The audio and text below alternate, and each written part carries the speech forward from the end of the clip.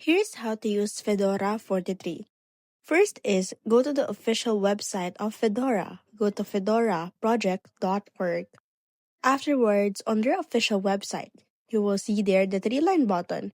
Click on that and go to the workstation options. Under the workstation options, you will see there the documentation options, wherein you can now go ahead and see there the tabs that you can download from Fedora. So let's say, for example, we are going to use Fedora for documentation purposes. So what you need to do is to read the user help so you will be guided on how are you going to use the Fedora project. On the other hand, you can also go ahead and see on how are you going to download this. So you can use Fedora documentation on Linux, server, CoreOS, or LOT. Now it depends on you on which server would you like to do it with your Fedora.